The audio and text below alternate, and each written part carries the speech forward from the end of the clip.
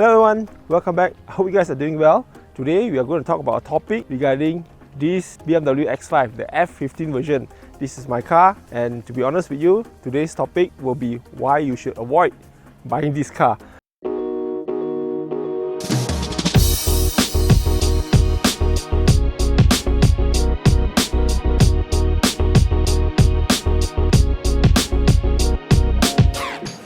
On a previous video which I recorded a couple days ago, I did say that why you should consider buying this car. Now, if you want to look at the video, I will share the link above there, and then you can click and watch the video. Now, let's get back to the topic. So, why you should avoid buying this car, or why you should think twice or 3 times before you actually buy a used F15 BMW X5. Well, the obvious thing will be sort of a money pit. Well, the thing is very obvious. The parts of this car is expensive. There's no hiding or trying to skim it or trying to cover it. It is expensive because it's, no matter how, it's a BMW, and this is one of the top of the range BMW we are talking about. Brand new, it costs $500,000 ringgit Malaysia. So it's not that cheap. Now if you say, hey, brand new, I thought that time was selling for 400, close to 400 each. Well, that is after the tax rebate. Now, if you add on to the tax rebate from the Malaysian government, the figure is well above 500,000. So it's not cheap. Now, buying parts also, there is also tax. You have to consider that. So now, if you want to repair this car and you send to BMW and it's out of warranty, good luck.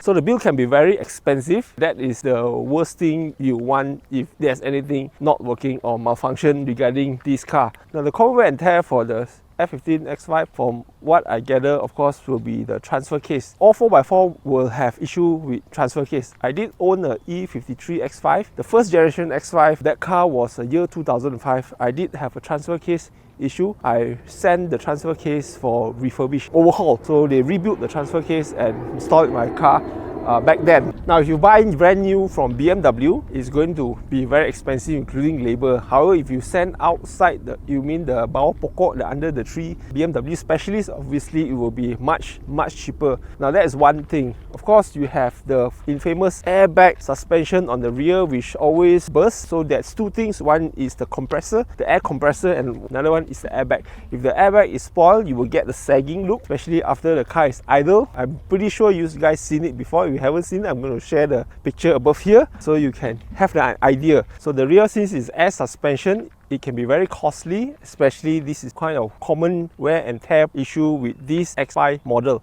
I used to have a E53 X5, as I mentioned earlier. That has the same issue, but that one doesn't break down as much as I heard for this particular F15 model. The airbags frequently fail. Some I heard from the owner failed 3 times in the span of 4 years. So it happens. My theory is that because this is a hybrid car, they have a very heavy battery behind here. So that pretty much make the problem worse. So my E53 X5, the first generation, it does wear, but in a span of 4-5 years. Now, if you don't replace that, the air compressor inside to pump the airbag will also kaput in a matter of weeks if you don't do it, if you don't replace the airbag. So that happened also to my E53 X5, and this part, especially the compressor, is pricey. The airbag also, if you buy from BMW, is expensive. However, it's not all doom and gloomy. You can buy the airbag from online or from BMW parts seller, which is a lot cheaper than you going to the official channel in BMW. So there's not an end of life for this car. Now, another issue, of course, will be the main concern is the hybrid system in this car. The thing is, we have to maintain 2 engines. One is the ICE engine, which is the internal combustion engine, and of course the other one will be the electric engine. Typically, the electric engine doesn't have any moving parts, so that one is less of a problem. The only thing is the worry part, it will be the battery. So like I mentioned in the previous video, if your car still have the hybrid warranty, then you don't have to worry. That means you're pretty much, the standard warranty will be 6 years or 100,000 kilometers, whichever comes first. My car, typically I should have another 1 year, but since the previous owner, he bought an extended warranty, so my car will have warranty up to end of 2025. So I'm good to go for the next 3 years or 160,000 kilometers, whichever comes first. Now, if you're looking to buy this car, try to avoid those that is close to 90 or 100,000 kilometers, because again, you may still have another 1 year if you buy the 2017 model. However, since the mileage is touching 100,000 kilometers, the warranty of the battery ends right when you touch that mileage. The thing is, other than that, what else is a major wear and tear? Obviously, suspension for the front is not that expensive, but then again, you can buy OEM. What is OEM? OEM means original equipment manufacturing. They are the one that supply the parts to BMW, and then BMW, when they sell to you, they mark up again on top of the selling price from the manufacturer.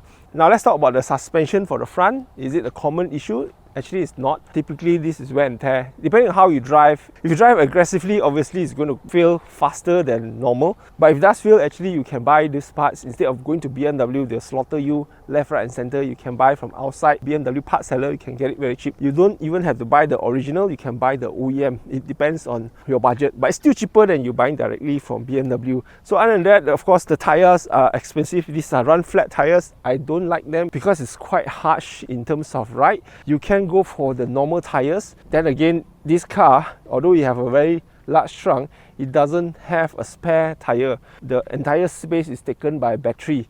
So even you buy the normal F15 that doesn't come with hybrid system or battery at the trunk, you still won't get the spare tire. In fact, most modern BMW doesn't supply you with spare tires anymore. Those are like the olden days. So what you have to do is you can buy the normal tires, prepare a toolkit with you in case of any puncture. If you detect it early, you can go to a shop, they will repair it for you for 5 ringgit, which is not that expensive. But then again, this is a 19-inch. Front we have the 225 50 19, and the rear we have 285 45 19. It is very pricey. This is a Goodyear run flat tire. Even you get a Michelin or you get Pirelli, their price is approximately from hovering between 1,005 to 1,009 ringgit per tire. So it's not cheap to run these tires as well. So if you get a normal tire, of course it will be cheaper, but those are non-flat. The non-flat, of course, it will be, they are more comfortable and less noisy. Now, if you ask me personally, is it a huge money pit? Perfectly frank with you, all BMWs are in fact more expensive to maintain. It's more like you are having a pretty wife to maintain her. She goes to more nicer restaurants. You need to supply her nice cosmetic, makeups and skincare things. Yeah, it's more higher maintenance. Exactly the same like this pretty girl here. So even my previous BMW, I maintained outside mostly to BMW specialists. I did spend quite considerable sum of money to do prevention maintenance, so I don't get any breakdown in the middle of the road. That is what I usually do. So sometimes I just go and buy the parts. I give to my friend who is a foreman in Sunway. He will help to install for me, but sometimes I also quite lazy. I just send the car to him.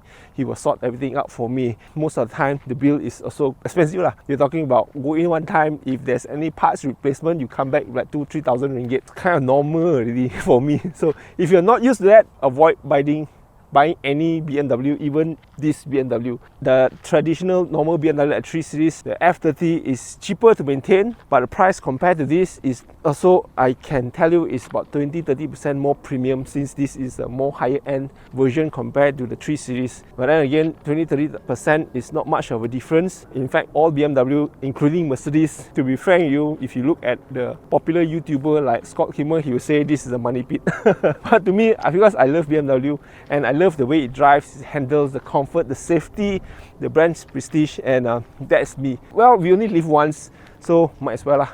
It depends on you. Now the thing is that this BMW X5 or so, since it's a hybrid system, if you're not staying in a landed property, you may not be very beneficial to you to actually save the fuel. I know that a lot of 330E owners, the hybrid version of 3 Series, they seldom charge their car, also they just drive as normal cars.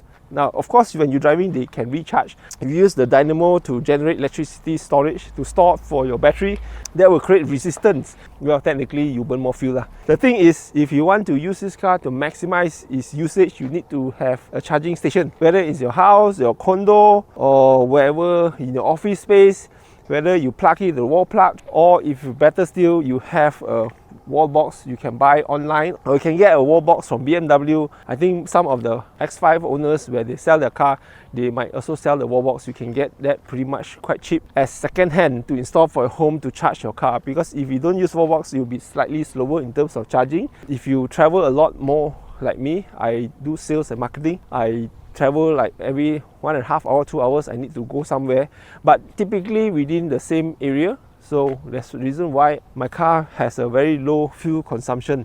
Most of the time it's purely on electric mode. Now if you don't charge it like me, then obviously you drive it like a typical petrol car, you're going to burn a lot of fuel, because this is a very heavy car. Considering it has huge heavy battery pack at the back, it's not worth it. Might as well get the regular car. You don't have the battery and you save a lot of petrol compared to this. If you have access to electrical charging at your home or office, then yes, then this will work for you. So at the end of the day, should you buy this car or should you avoid this car at all costs? It depends on you. If you get it very cheap, like probably 150, 140,000, you can decide for yourself. But again, at this price range, likely the mileage will be about 90,000 kilometers or 80,000 kilometers from what I've seen on the classified ads. So you may want to avoid that, because the battery is towards the end of its warranty. If you go for 2018 model, they are hovering close to about 200,000. Will be a bit more higher price. The best part is you get additional 1 year warranty for the body, and you get 2 years warranty minimum for the hybrid battery. So that is my suggestion if you're looking to get a second hand. However, if you don't care, you just want to get a cheap one, and you decide, you say I want to trash this car and just use as much as possible, then sell it in 2 or 3 years time, then go ahead, your money. I'm not stopping you, you can just go ahead. But I like to know your journey after that. So if you have any comments, do write in the description below. We can talk about it and share your experience and input. And most importantly is that like and subscribe to my channel. Again, I hope that I can reach 1,000 subscribers before Chinese New Year. That is my target. So help me to achieve this milestone for this personal channel of mine. Hope you guys enjoyed the video, and I'll see you in my next video. Bye bye.